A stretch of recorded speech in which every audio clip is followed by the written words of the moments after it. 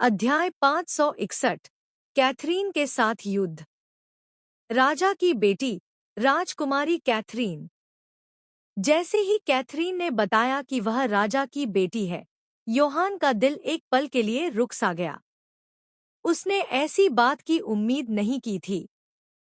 वह यह जानकर हैरान था कि राजा की बेटी उसे मारने के लिए इतनी दूर तक आई है। तुम मेरे बारे में जानकर काफी हैरान हो, मैं तुम्हारे चेहरे पर देख सकती हूँ। खैर, मरने से पहले तुम्हें सच्चाई जानने का हक है। आखिर तुम पहले इंसान हो जिसने मेरे पिता को इतना बेचैन किया और मुझे यहाँ आने पर मजबूर किया। तुम इस तारीफ के हकदार हो। चिंता मत करो, मैं तुम्हें जल्दी मौत दूंगी, कैथरीन ने कहा और अपनी मुट्ठी कस ली। उसके शरीर से एक डरावनी आभा निकलने लगी। यह देखकर योहान ने गहरी सांस ली। क्या तुम्हें लगता है कि तुम मुझे ऐसे ही मार सकती हो? तुम अपने ऊपर बहुत भरोसा रखती हो, राजकुमारी। लेकिन एक बात सुन लो, तुमने यहाँ आकर बहुत बड़ी गलती की है। तुम अपने घर से इतनी दूर आई हो और खुद बताया कि तुम अपने मन से आई हो। इसका मतलब राजा को तुम्हारे बारे में नहीं पता। अगर उन्हें पता होता, तो वो तुम्हें ऐसा बेवकूफ़ी भरा फैसला नहीं लेने देते। खैर, तुम्हारी बदकिस्मती और मेरी किस्मत अच्छी है कि तुमने अपनी पहचान बता दी। मैंने अपना इरादा बदल दिया है। अब मैं तुम्हें मारूंगा नहीं, बल्कि तुम्हें सौदेबाजी के लिए इस्तेमाल करूंगा, योहान ने कहा और कैथरीन को अलग नज़र से देखा। यह सुनकर कैथरीन का चेहरा बदल गया। उसकी आंखें गुस्से से लाल हो गईं। कैथरीन तुरंत अपना आपा खो बैठी और उसने अपनी पूरी शक्ति कल्टीवेशन छोड़ दी। गाड़ी रुक गई और घोड़े अजीब व्यवहार करने लगे। तुझे खत्म कर दूंगी यहीं और अभी। तू सच में बहुत घमंडी है, उसने गुस्से में कहा। थोड़ा खेल लेते हैं, वो लोग जल्द ही यहाँ पहुँच जाएंगे, योहान ने मुट्ठी कसते हुए कहा। कैथरीन हैरान थी कि योहान उसकी शक्ति से दब नहीं रहा था। उसे कुछ गड़बड़ महसूस हुई, इसलिए उसने बिना समय गवाए हमला कर दिया। बिजली जैसी तेजी से उसने योहान के चेहरे पर घूंसा मारा। लेकिन उसी क्षण योहान ने हल्का सा सिर घुमाया और उसका वार सिर्फ 2 इंच से चूक गया। धड़ाम! कैथरीन का घूंसा पीछे की सीट पर लगा और आधी गाड़ी तुरंत उड़ गई। तुम सच में खतरनाक हो। तुम मुझे सच में मारना चाहती हो, योहान ने कहा। कैथरीन को यकीन नहीं हो रहा था कि उसका हमला चूक गया। ये कोई खेल नहीं है। अगर जीना है तो पूरी ताकत लगा, उसने कहा और अपने घुटने से हमला किया। लेकिन योहान ने उसका घुटना पकड़ लिया और उसी समय उसके शरीर से भी एक शक्तिशाली आभा निकलने लगी। कैथरीन के चेहरे के भाव बदल गए। उसने तुरंत फिर से हमला किया, लेकिन योहान पीछे हट गया और फिर अचानक उसने अपना सिर कैथरीन के सिर से टकरा दिया। धमाका! कैथरीन दूर जा गिरी, ड्राइवर की सीट से टकराई और गाड़ी का बाकी हिस्सा भी टूट गया। उसका शरीर सैकड़ों मीटर दूर जा गिरा। योहान गाड़ी से कूदकर बाहर आया और ड्राइवर को देखा, जो डर के मारे कांप रहा था। तू अभी भी जिंदा है? अच्छा है। यहाँ से भाग जा, अब तेरी जरूरत नहीं, योहान ने शांत स्वर में कहा। ड्राइवर तुरंत भाग गया। किस्मत वाला है। मैंने सोचा था मर गया, योहान ने कहा और उस दिशा में देखा जहां कैथरीन गिरी थी। कुछ ही देर में कैथरीन फटे हुए कपड़ों में उसकी ओर आती दिखी। तुम अभी भी जिंदा हो, राजकुमारी, योहान ने कहा। तो तुम अपनी ताकत छुपा रहे थे। 1 महीने पहले तुम सिर्फ बॉडी स्ट्रेंथनिंग रियल्म में थे। ये कैसे संभव है? कैथरीन ने खून पोंछते हुए कहा। तुम जानकर क्या करोगी? तुम इस हालत में इसलिए हो क्योंकि तुमने बिना सोचे मेरी शक्ति देखने की कोशिश की थी। तुमने मुझे कम आंका और यही तुम्हारी सबसे बड़ी गलती है, योहान ने कहा। अध्याय 262। हम यहां खत्म कर चुके हैं। राजकुमारी, तुम मेरी कल्टीवेशन बेस के बारे में जानती हो। इसका मतलब तुम खुद भी पीक कोर फॉर्मेशन कल्टीवेटर हो। नहीं, तुम ट्रू स्पिरिट सोल रेल्म में हो। कैथरीन ने गहरी सांस ली और सामने खड़े योहान को देखा। अब उसे एहसास हो रहा था कि वो उसके हाथों खेल गई है। उसे लगा था सब कुछ उसके प्लान के अनुसार चल रहा है, लेकिन ऐसा मोड़ उसने सपने में भी नहीं सोचा था। उसके भाई ने बताया था कि जब वो पहली बार योहान से मिला था, तब वो सिर्फ बॉडी स्ट्रेंथनिंग रेल्म में था। लेकिन इतने कम समय में योहान इस स्तर तक कैसे पहुंच गया? या फिर कोई और बात थी जो उसे नहीं पता थी? और सबसे बड़ी बात, योहान उसकी कल्टीवेशन को कैसे देख पा रहा था, जबकि एल्डर लिन और एल्डर लियोन भी ऐसा नहीं कर पाए थे, क्योंकि वो पोषण का इस्तेमाल कर रही थी। आखिर कैसे? बहुत सारे सवाल थे जिनके जवाब उसके पास नहीं थे। कौन जानता है मैं किस स्तर पर हूं, लेकिन इतना पक्का है कि तुम मेरे लिए कोई खतरा नहीं हो, योहान ने व्यंग्य भरे अंदाज में जवाब दिया। वो अच्छी तरह समझ रहा था कि कैथरीन के दिमाग में क्या चल रहा है, और वो उसे और चिढ़ाना चाहता था ताकि कुछ समय और निकाल सके। कैथरीन ने गुस्से में मुट्ठी कस ली, लेकिन खुद को शांत रखा। अब सब समझ आ रहा है। तुमने निकोलस और शियान क्लान के वारिस को उनकी सेना सहित कैसे मारा। तुमने सबको धोखा दिया अपनी नकली ताकत दिखाकर। अब समझ में आया कि लेडी सबरीना तुमसे इतनी नाराज और दीवानी क्यों थी। तुम्हारे क्लान ने सबको यह दिखाया कि तुम बेकार और अयोग्य हो, लेकिन असल में वे एक राक्षस को पाल रहे थे ताकि इस क्षेत्र पर कब्जा कर सके। कैथरीन ने कहा, मुझे इस क्षेत्र पर कब्जा करने में कोई दिलचस्पी नहीं है। योहान गुस्से में बोला, इस पूरे इलाके को तुम्हारे पिता ने बर्बाद कर दिया है। वो उस सिंहासन पर बैठा है जो लोगों की पीड़ा से बना है। यहां हर जगह गंदगी है, गुलामों का व्यापार हो रहा है। सोचकर ही घिन आती है कि लोग ऐसे काम करके चैन से सोते हैं। वो आगे बोला, मैंने कभी कुछ बदलने के बारे में नहीं सोचा था, लेकिन अनजाने में मैंने बहुत बड़ा काम कर दिया। मेरी वजह से स्लेव ट्रेडिंग रुक गई। निकोल क्लान और तुम्हारे पिता दोनों मुझ में उलझ गए। तुम्हारे पिता ही इस सब के असली मास्टरमाइंड है। योहान उसके करीब आया और बोला, बताओ राजकुमारी, क्या तुम्हें शर्म नहीं आती कि तुम ऐसे इंसान की बेटी हो? क्या तुम्हें उन बेबस महिलाओं के लिए जरा भी अपराध बोध नहीं होता जिनकी जिंदगी तुम्हारे पिता और उनके लोगों ने बर्बाद कर दी? वो कुछ पल रुका और खुद को शांत करने की कोशिश की। दिया किस्मत वाली थी कि मैं उसे बचा पाया, लेकिन बाकी नहीं। बहुत सी लड़कियां थीं जो इस सब का शिकार हुईं। कई नाबालिग थीं जिन्हें बेचा गया या जबरदस्ती उठाया गया। क्या तुम इस सब को सही मानती हो?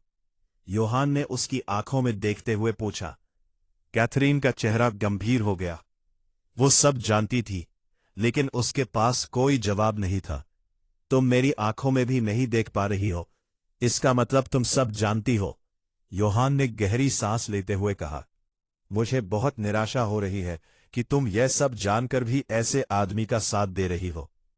मुझसे लड़ो और अभी इसे खत्म करो। मैं तुम्हें जिंदा नहीं छोड़ सकती। तुम मेरे पिता के लिए सबसे बड़ा खतरा बनोगे, कैथरीन ने गुस्से में कहा। योहान ने सिर हिलाया। हम यहां खत्म कर चुके हैं।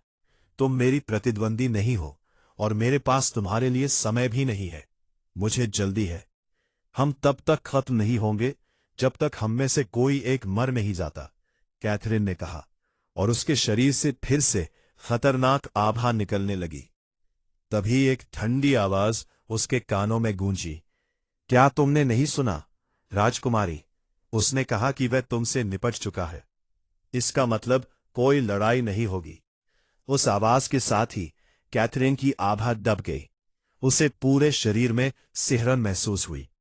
उसे ऐसा लगा कि अगर उसने जरा सा भी हिला डुला तो उसकी मौत तय है। जिंदगी में पहली बार उसे ऐसा डर महसूस हुआ था। अध्याय 563। आना और काना के साथ पुनर्मिलन। जरा भी हिली तो ठीक नहीं होगा राजकुमारी। मेरी बहन अपने गुस्से को काबू में रखने में अच्छी नहीं है। एक और आवाज कैथरीन के कानों में गूंजी। अगले ही पल एक आकृति अचानक प्रकट हुई और योहान के पास खड़ी हो गई। उसे देखते ही कैथरीन का चेहरा सख्त हो गया। लेडी काना, उसने धीरे से कहा, लेकिन काना ने उसकी ओर ध्यान नहीं दिया और सीधे योहान को देखने लगी। जैसे ही तुम इस जंगल में आए, हमें तुम्हारी मौजूदगी का एहसास हो गया था। मैंने नहीं सोचा था कि हम इतनी जल्दी मिलेंगे, काना ने चिंता भरे स्वर में कहा।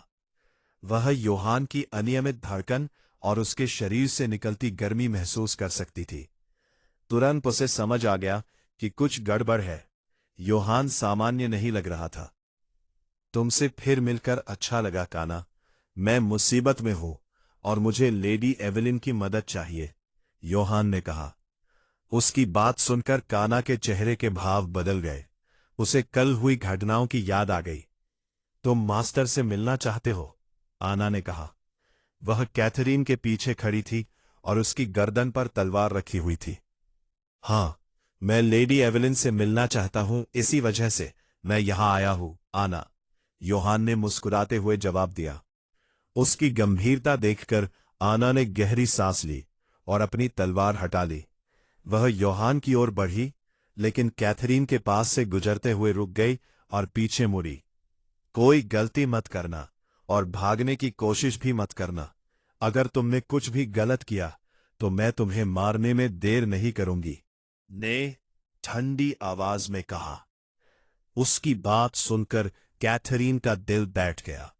उसे समझ नहीं आ रहा था कि यह क्या हो रहा है और इन लोगों का योहान से क्या रिश्ता है। आना ने कैथरीन को नजरअंदाज किया और योहान के पास आकर उसके चेहरे को धीरे से छुआ। योहान ने उसकी चिंता देखकर हल्की मुस्कान दी। तुम ठीक नहीं लग रहे हो, बताओ क्या हुआ है? क्या ये सब इस राजकुमारी की वजह से है? आना ने पूछा। उसके शब्दों के साथ ही आसपास का माहौल ठंडा और खतरनाक हो गया। कैथरीन ने उसके अंदर की हत्या की भावना महसूस की। मामला थोड़ा जटिल है और इसका इससे कोई लेना देना नहीं है, योहान ने शांत स्वर में कहा। अभी मैं समझा नहीं सकता। मुझे जितनी जल्दी हो सके लेडी एवेलिन से मिलना है। ये कहते हुए उसने आना के गाल को हल्के से छुआ और उसे शांत करने की कोशिश की। आना ने सिर हिलाया। ठीक है, लेकिन पहले बताओ, ये यहां क्या कर रही है? हमने इसके अंदर तुम्हें मारने की नीयत महसूस की थी, योहान ने समझाया।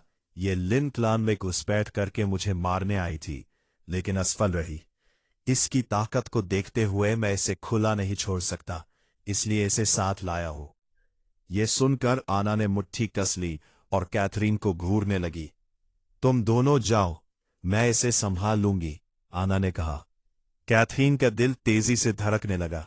उसे समझ नहीं आ रहा था कि यह सब क्या हो रहा है, क्योंकि एवेलिन और उसके शिष्य आमतौर पर दूसरों के मामलों में दखल नहीं देते, लेकिन अभी आना उसे मारने को तैयार थी।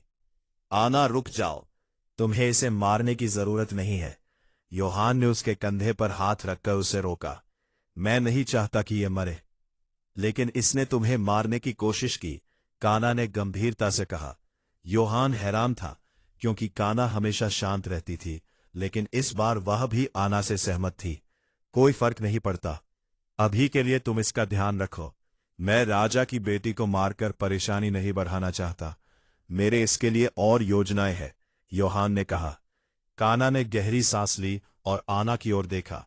तुम इसे मास्टर के पास ले जाओ, मैं इसे संभालती हूं। आना ने अनिच्छा से मुट्ठी भींची, फिर कैथरीन की ओर देखा। ठीक से रहना, उसने चेतावनी दी। फिर उसने योहान का हाथ पकड़ा। चलो। अगले ही पल दोनों वहां से गायब हो गए। अब वहां सिर्फ काना और कैथरीन रह गई। काना ने कैथरीन को देखा और कहा, तुम बहुत किस्मत वाली हो कि अभी तक जिंदा हो। मुझे नहीं पता था कि शाही लोग इतने गिर सकते हैं कि किसी को मारने के लिए इस तरह की चालें चले, लेकिन तुम्हारे जैसे इंसान से यही उम्मीद थी। आखिर तुम उसी आदमी की बेटी हो। काना के शब्दों से कैथरीन ने आंखें बंद कर ली और गहरी सांस ली। मुझे अपमानित करने की जरूरत नहीं है, मुझे मार ही दो, उसने आखिरकार कहा। काना के चेहरे पर हल्की मुस्कान आई। तुमने नहीं सुना, योहान तुम्हें जिंदा रखना चाहता है, इसलिए मैं तुम्हें नहीं मारूंगी। लेकिन मेरी छोटी बहन को गुस्सा मत दिलाना, उसमें ज्यादा धैर्य नहीं है। ये कहकर वो एक झटके में कैथरीन के सामने आ गई, उसका हाथ पकड़ा और दोनों वहां से गायब हो गए। अध्याय 506। एल्सा, एक अनजान महिला जिसके बारे में कोई नहीं जानता। 3 आकृतियां एक बिस्तर के पास खड़ी थीं और उस महिला को देख रही थी जो बिस्तर पर लेटी हुई थी और लगातार योहान का नाम बुदबुदा रही थी। दिया, जरा बताओ यहां क्या हो रहा है और ये औरत कौन है? एलेना ने सिर झुकाते हुए दिया से पूछा। जैस्मिन भी वही थी और वह भी एलेना की तरह उलझन में थी।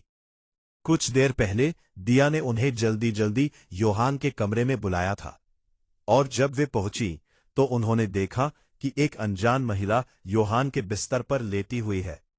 उसकी हालत बहुत खराब थी, उसके शरीर से पसीना निकल रहा था, उसे तेज बुखार था और बेहोशी में वो बार बार योहान का नाम ले रही थी। मुझे उसके बारे में ज्यादा नहीं पता, लेकिन वो कोई है जो योहान को जानती है और योहान उसे जानता है। उसका नाम एल्सा है और वो बीमार है। दिया ने जवाब दिया। उसने ये नहीं बताया कि वो उससे सोल सबस्पेस में मिली थी, क्योंकि वो एलेना के लिए बहुत ज्यादा होता और वो हालात को और बिगाड़ना नहीं चाहती थी। दिया की बात सुनकर जैस्मिन और एलेना दोनों हैरान रह गई। उन्होंने पहले कभी ये नाम नहीं सुना था। योहान ने कभी उसका जिक्र नहीं किया, जैस्मिन ने कहा और एल्सा की ओर देखने लगी। तभी उसकी नजर उसके हाथ पर पड़े एक परिचित निशान पर गई। दिया ने जैस्मिन के चेहरे के भाव बदलते देख लिए, लेकिन कुछ कहने से पहले ही उसने खुद बोलना शुरू कर दिया। हाँ, मुझे भी इसके बारे में कुछ घंटों पहले ही पता चला। मां, ये योहान के लिए बहुत महत्वपूर्ण है और जब तक वो वापस नहीं आता हमें इसका ख्याल रखना होगा, दिया ने एलेना की ओर देखते हुए कहा। एलेना यह सुनकर चौंक गई। उसके सामने एक अनजान महिला थी और दिया कह रही थी कि वो योहान के लिए बहुत खास है। जैस्मिन भी समझ नहीं पा रही थी कि क्या हो रहा है। योहान कहाँ है? एलेना ने पूछा। मुझे नहीं पता वो अभी कहाँ है। उसने कहा था कि वो कहीं जा रहा है और जल्दी लौट आएगा। तब तक हमें इसका ख्याल रखना है। शायद वो इसी के लिए बाहर गया है, दिया ने गहरी सांस लेते हुए जवाब दिया। यह सुनकर जैस्मिन घबरा गई। वो कल ही लौटा था और अब फिर से गायब हो गया, वो भी एक अनजान महिला के लिए। एलेना का चेहरा सख्त हो गया। क्या कह रही हो दिया? वो फिर से क्लान छोड़कर चला गया? इस वक्त जब इतने लोग उसके पीछे पड़े हैं, उसने मुझे बताए बिना कैसे चला गया? वो इतना गैर जिम्मेदार कैसे हो सकता है? एलेना ने गुस्से में कहा। वो डर रहा था कि तुम उसकी बात नहीं समझोगी। वो जल्दी में था, लेकिन जाने से पहले उसने मुझे बताया था। आज सोमने एक आवाज कमरे में गूंजी। एलेना ने बुदबुदाया। दरवाजे पर ओल्ड मैन लिन खड़े थे। दिया और जैस्मिन ने तुरंत एल्सा को कंबल से ढक दिया। दिया ने राहत की सांस ली। कम से कम योहान ने इस बार एल्डर लिन को बता दिया था। जैस्मिन को भी थोड़ी तसल्ली हुई। हाँ, उसने जाने से पहले मुझे बताया था। उसकी चिंता मत करो, वह अपना ख्याल रख सकता रहे, ओल्ड मैन लिन ने कहा और बिस्तर के पास आकर एल्सा को देखने लगे। लेकिन पिता, हम इसका इलाज अपने तरीके से कर सकते हैं, हमारे पास हीलर्स है, एलेना ने कहा। ओल्ड मैन लिन ने सिर हिलाया। यह हमारे बस की बात नहीं है, ये कोई साधारण बुखार नहीं है। मैं हैरान हूं कि ये बच्ची अभी तक जिंदा है। इसमें जीने की बहुत प्रबल इच्छा है। अब समझ में आता है कि योहान इसे बचाना क्यों चाहता है। ये असाधारण है। क्या आपको पता है वो कहाँ गया है? एलेना ने गंभीरता से पूछा। वह लेडी एवलिन को ढूंढने गया है। उम्मीद है कि वह इसकी मदद कर सके, ओल्ड मैन लिन ने जवाब दिया। ये सुनकर एलेना के चेहरे के भाव बदल गए। उसे पिछली रात की बात याद आ गई, जब उसने खुद योहान से लेडी एवलिन की मदद लेने को कहा था। अध्याय 500 एक चौंकाने वाला सच। वो है लेडी एवलिन से मिलने गया है। कल रात उसने मुझसे कहा था कि वो उनसे कोई मदद नहीं लेगा, लेकिन अब ऐसा क्या हुआ कि उसने अपना फैसला बदल लिया? एलेना ने धीमी आवाज में कहा।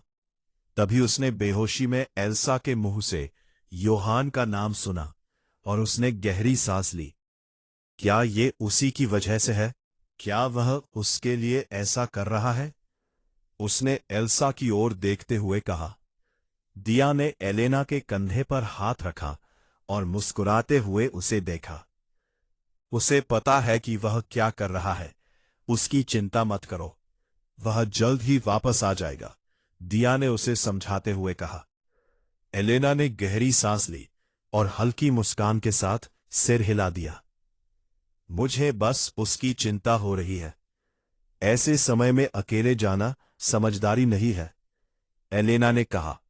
मैं समझ सकती हूं तुम कैसा महसूस कर रही हो, लेकिन अभी उन बातों के बारे में सोचने का समय नहीं है जिन पर तुम्हारा कोई नियंत्रण नहीं है। मुझे तुमसे कुछ बात करनी है, मेरे साथ चलो, ओल्ड मैन लिन ने एलेना से कहा। एलेना ने सिर हिलाया और फिर दिया और जैस्मिन की ओर देखा। इसका ध्यान रखना, मैं वापस आती हूं, उसने कहा। दोनों ने सिर हिलाया और वह ओल्ड मैन लिन के साथ कमरे से बाहर चली गई। उनके जाने के बाद दिया ने जैस्मिन की ओर देखा। अच्छा हुआ कि तुमने उसके हाथ पर बने निशान के बारे में कुछ नहीं कहा, वरना हालात और उलझ जाते, क्योंकि उसके हाथ पर भी वही निशान है जो योहान के हाथ पर है, दिया ने कहा। लेडी दिया, आपको उस निशान के बारे में पता है? क्या आप उसके बारे में कुछ जानती है? जैस्मिन ने जल्दी से पूछा। मुझे उस निशान के बारे में ज्यादा नहीं पता, लेकिन कुछ बातें हैं जो तुम्हें जाननी चाहिए, दिया ने झिझकते हुए कहा। कृपया बताइए, क्या चल रहा है? जैस्मिन ने उत्सुकता से पूछा। दिया ने गहरी सांस ली और सब कुछ बताना शुरू किया। कैसे योहान उसे सोल सब स्पेस में ले गया, वहां क्या हुआ और कैसे उन्हें वहां एल्सा मिली। उसने बिना कुछ छिपाए सब कुछ बता दिया। यह सुनकर जैस्मिन का चेहरा गंभीर हो गया। उसे यकीन नहीं हो रहा था कि ऐसी जगह भी हो सकती है जहां समय अलग तरह से चलता है और योहान उसे नियंत्रित करता है। वो समझ नहीं पा रही थी कि कैसे प्रतिक्रिया दे। कुछ और बातें हैं जो तुम्हें जाननी चाहिए, दिया ने गंभीरता से कहा। और क्या, जल्दी बताइए, जैस्मिन ने बेचैनी से कहा। दिया ने गहरी सांस ली और फिर योहान के आना, काना और एक महिला एथीना के साथ संबंध के बारे में बताया। क्या? जैस्मिन हैरान रह गई। उसे अपनी ही बातों पर विश्वास नहीं हो रहा था। लेडी दिया, आप मजाक कर रही है ना? उसने कांपती आवाज में पूछा। ये मजाक नहीं है, जो मैंने कहा वो सच है। उसने खुद मुझे बताया। मुझे लगा तुम्हें भी ये जानना चाहिए, आखिर तुम भी उसकी साथी हो। मेरे लिए ये सब दिल में छिपाकर रखना बहुत मुश्किल था, दिया ने शांत स्वर में कहा। जैस्मिन ने खुद को संभालने की कोशिश की। यह सब उसके लिए पचाना आसान नहीं था। फिर उसके चेहरे पर हल्की कड़वी मुस्कान आई। मैंने कभी सपने में भी नहीं सोचा था कि मुझे उसे उन दोनों के साथ साझा करना पड़ेगा। यह मानना मुश्किल है कि लेडी आना और काना भी उसके साथ है, जैस्मिन ने कहा। एथेना कौन है? मैंने उसका नाम पहले कभी नहीं सुना, उसने पूछा। दिया ने गहरी सांस ली। वो किसी दूसरे क्षेत्र से है, इसलिए तुमने उसका नाम नहीं सुना। और सबसे बड़ी बात, वो लेडी एवेलिन की छोटी बहन है। क्या? जैस्मिन का दिल जैसे रुक गया और उसके माथे पर पसीना आ गया। हाँ, मैंने भी यही प्रतिक्रिया दी थी। वो उससे उस शून्य में मिला था। नताशा भी उसे जानती है। वो महिला योहान के प्रति दीवानी है, दिया ने समझाया। वो बाहर क्या कर रहा था? ये सब किसी कहानी जैसा लग रहा है। आधे महीने में उसने 3 महिलाओं को अपना साथी बना लिया और वे सभी असाधारण हैं और सभी का संबंध लेडी एवेलिन से है। ये किस्मत है या मजाक? जैस्मिन बुदबुदाई।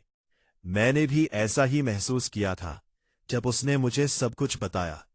मुझे लगा वो चाहता है कि मैं तुम्हें और नताशा को ये सब समझाऊं। वो खुद दोबारा ये सब नहीं कहना चाहता था, दिया ने कहा।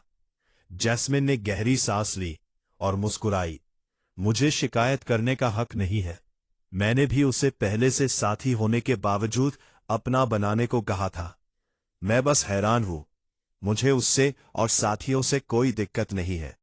तुम सच में अलग हो, जैस्मिन। तुम्हें ये सब बताना सही फैसला था, दिया ने कहा। तुम्हें अच्छा लग रहा होगा ये सब कहकर, जैस्मिन ने मुस्कुराते हुए पूछा। हाँ, सच में बहुत अच्छा, दिया ने सिर हिलाया। फिर दोनों एल्सा की ओर देखने लगी। लगता है कि वह भी उसकी साथी है, जैस्मिन ने पूछा। नहीं, वह नहीं है, मैं यकीन से कह सकती हूं, दिया ने जवाब दिया और ठंडे पानी से भीगे कपड़े से एल्सा का शरीर साफ करने लगी। जैस्मिन ने भी उसकी मदद करना शुरू कर दिया। अध्याय 566। आना का जानलेवा इरादा। क्या तुम सच में ठीक हो, योहान? तुम मुझे ठीक नहीं लग रहे। खुद को देखो, तुम्हें तेज बुखार है। बताओ तुम्हें क्या हो रहा है? आना ने रुकते हुए चिंतित नजरों से योहान को देखा। दोनों लेडी एवेलिन के महल के सामने खड़े थे। मैं ठीक हूं, आना। मुझे उनसे बात करनी है, योहान ने जवाब दिया। वो जानता था कि आना चिंतित है, लेकिन वो उसकी मदद नहीं कर सकती। आना ने सिर हिलाया। वो एंडर हॉल में है। वो रूम बहुत महत्वपूर्ण है और मास्टर उन्हें ठीक करने में लगी है। मुझे पता है कि तुम्हारे साथ कुछ गड़बड़ है और तुम उनकी मदद के लिए आए हो। अच्छा हुआ तुम आ गए।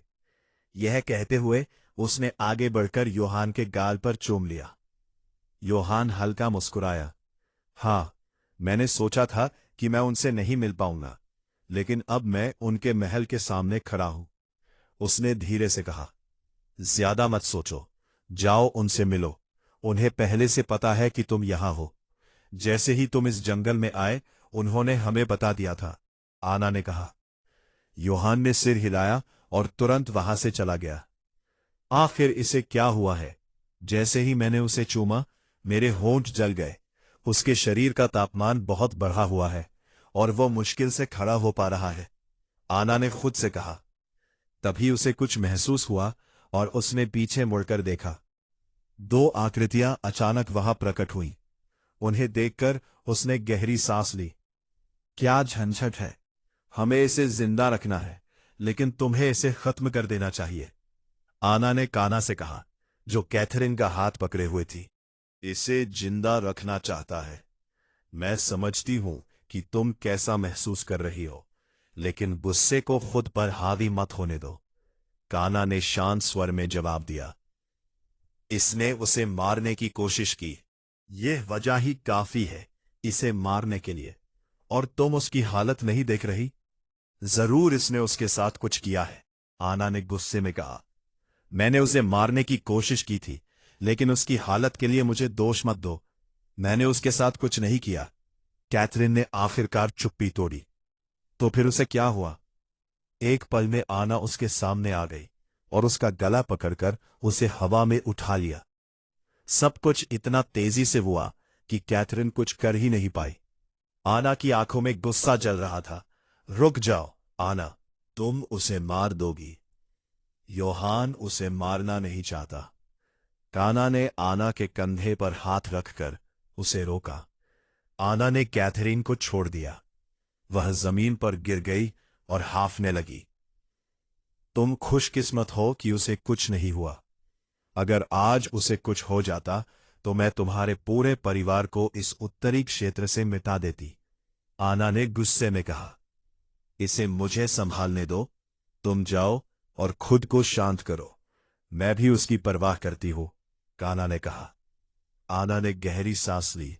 ठीक है, मैं जा रही हूं, और वह वहां से गायब हो गई। काना ने कैथरीन की ओर देखा, जो घुटनों के बल बैठी सांस ले रही थी।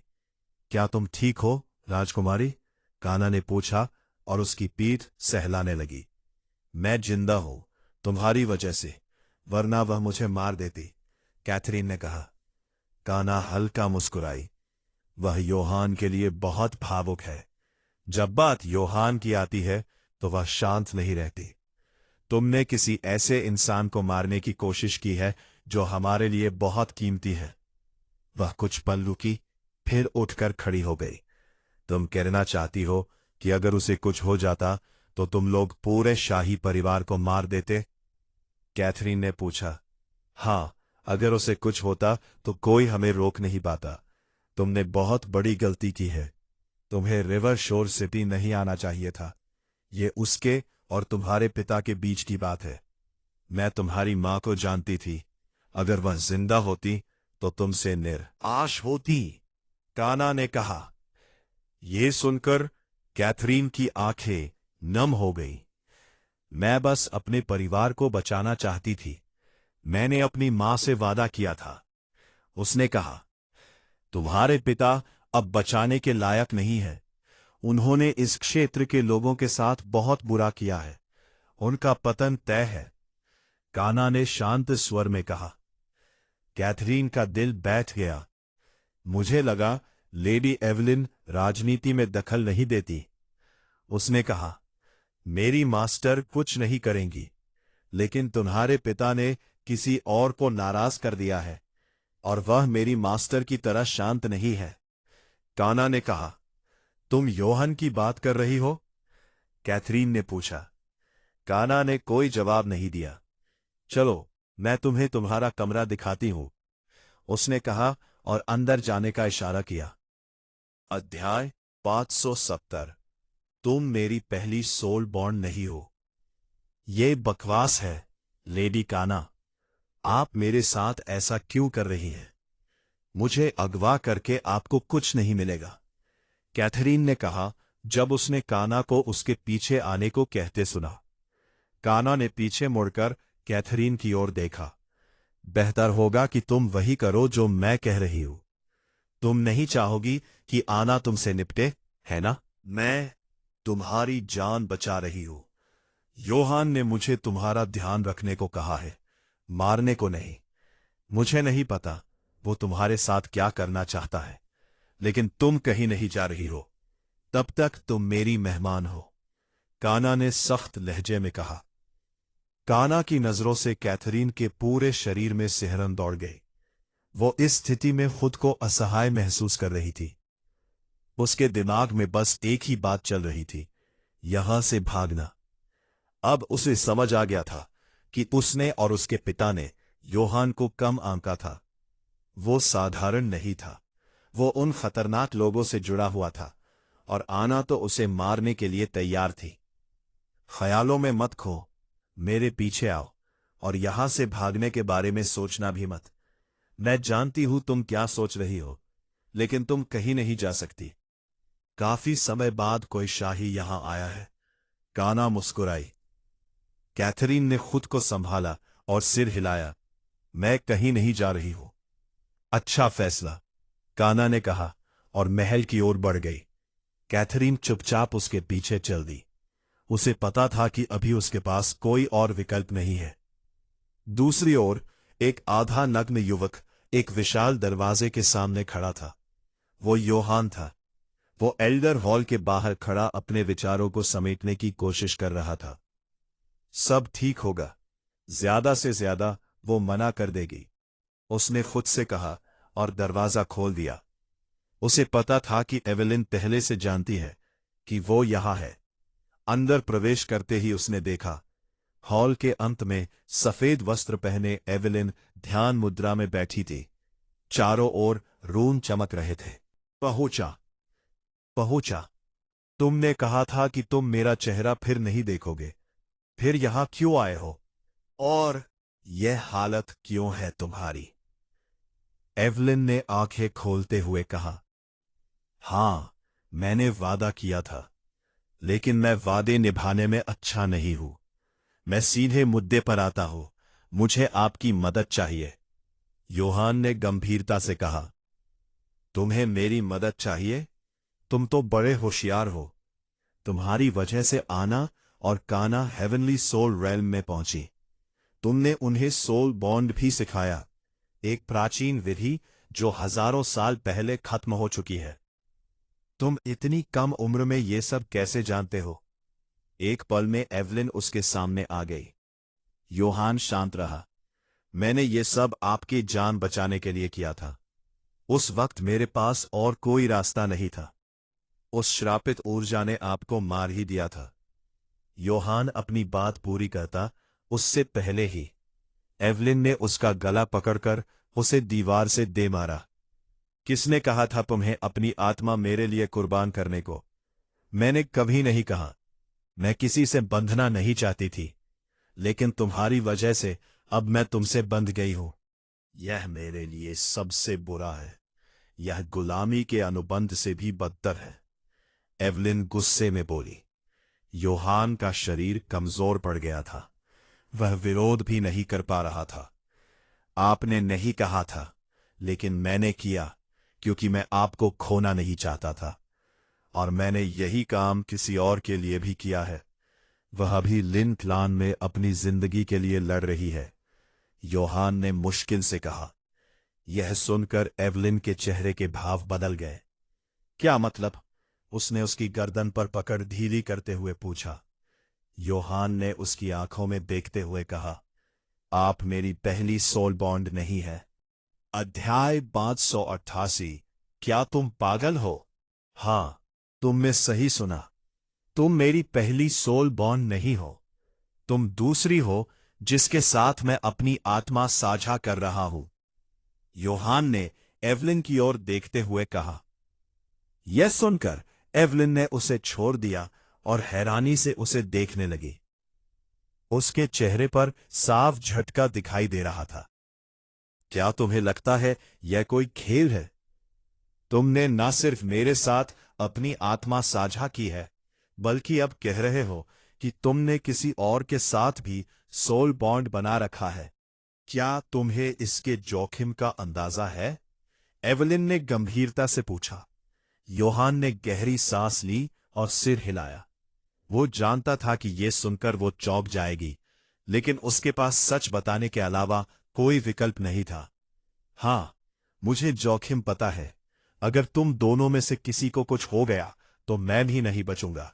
मेरी जिंदगी तुम और एल्सा दोनों के साथ जुड़ी है, इसलिए मैं तुम दोनों में से किसी को भी खोने का जोखिम नहीं ले सकता। योहान ने कहा, मतलब अगर तुम्हें कुछ हुआ तो हम दोनों भी मर जाएंगे। अब समझ में आ रहा है कि तुम्हारा शरीर इतना गर्म क्यों है और तुम इतनी तकलीफ में क्यों हो, क्योंकि वो दर्द में है ना? एवलिन ने ठंडी आवाज में पूछा। हां, वो दर्द में है और मेरे पास समय नहीं है। तुम्हें मेरी मदद करनी होगी, योहान ने विनती करते हुए कहा। एवलिन ने गहरी सांस ली। तुम मुझसे क्या चाहते हो? योहान ने खुद को संभाला और बोला, मेरा क्लान खतरे में है। दादा लियोन क्लान छोड़कर ईस्टर्न रीजन चले गए हैं, जिससे क्लान कमजोर हो गया है। बहुत लोग मेरे पीछे पड़े हैं और उन्हें पता है कि मैं वापस आ गया हूं। वे मुझ पर हमला करेंगे या शायद कर चुके हैं।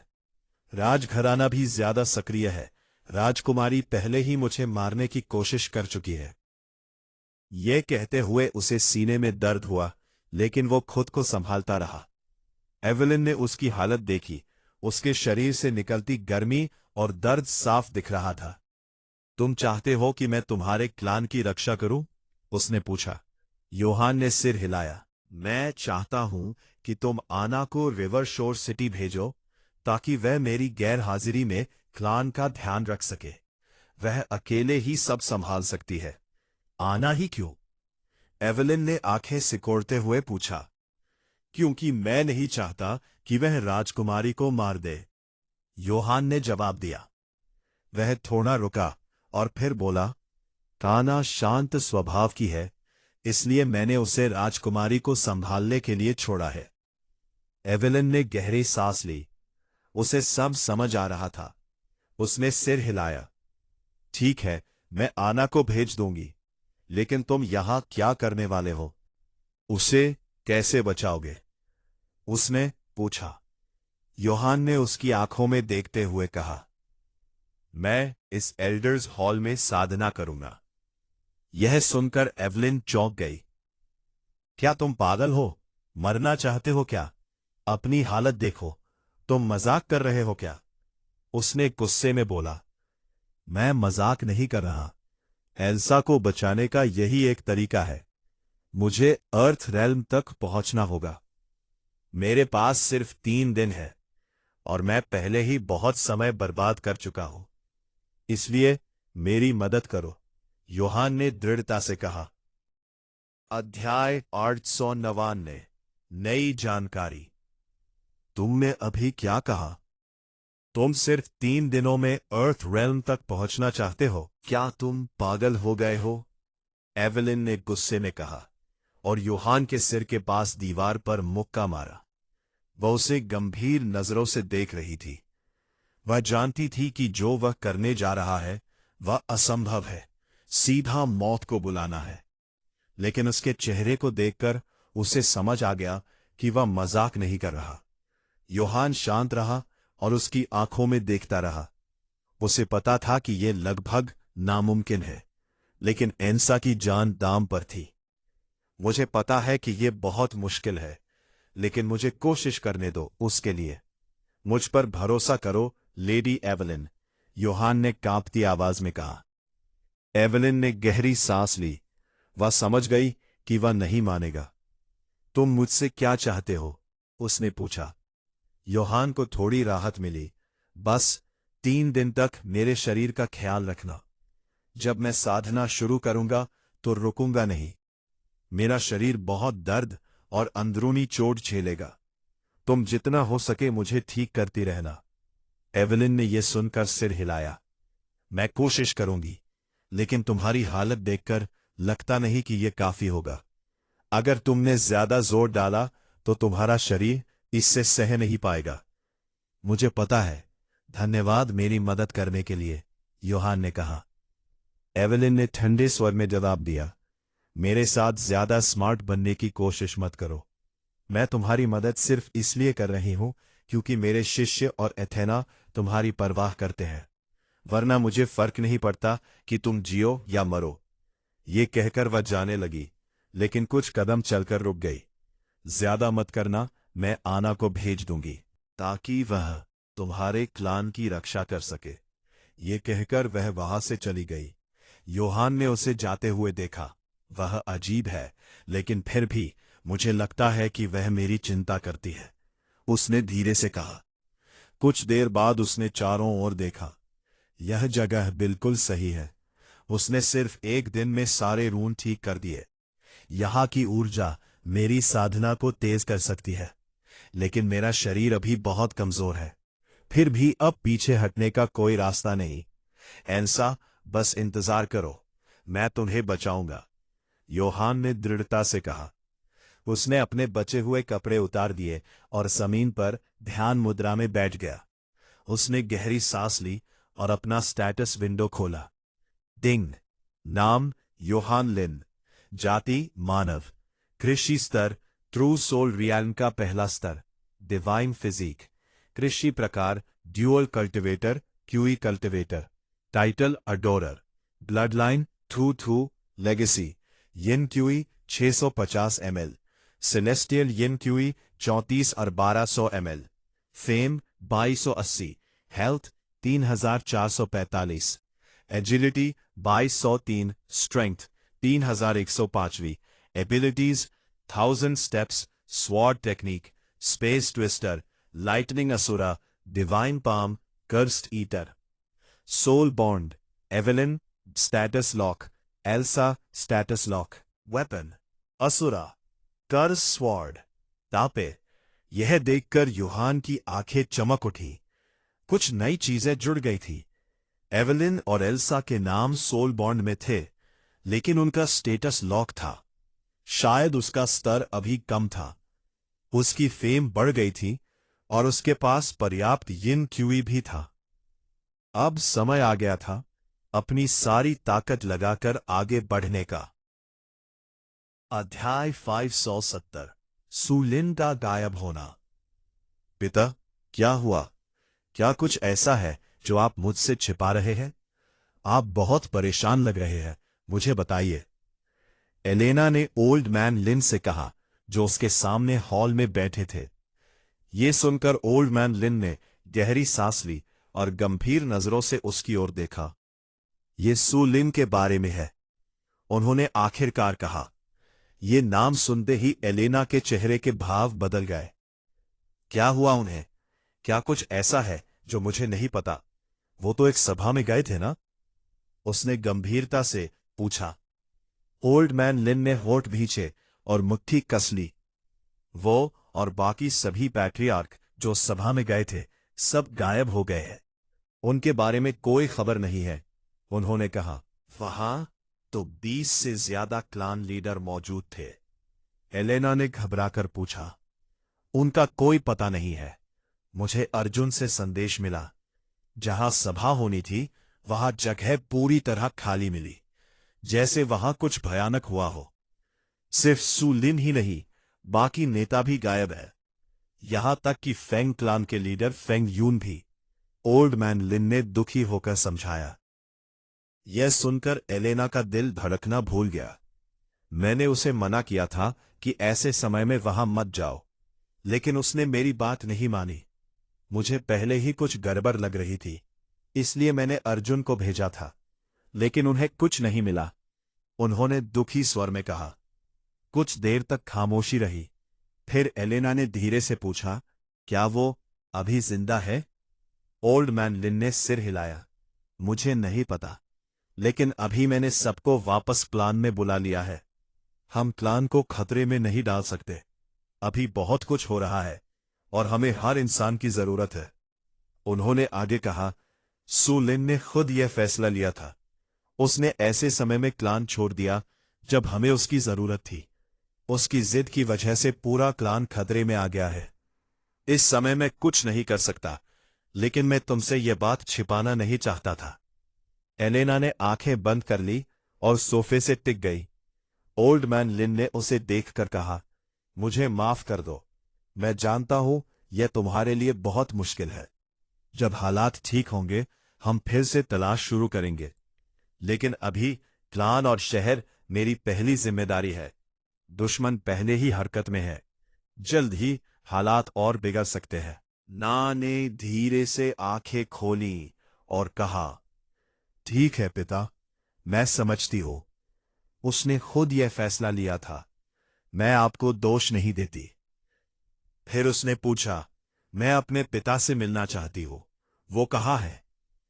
ओल्ड मैन लिन ने जवाब दिया, वो कल ही रिवर शोर सिटी छोड़कर अपने क्लैन लौट गए।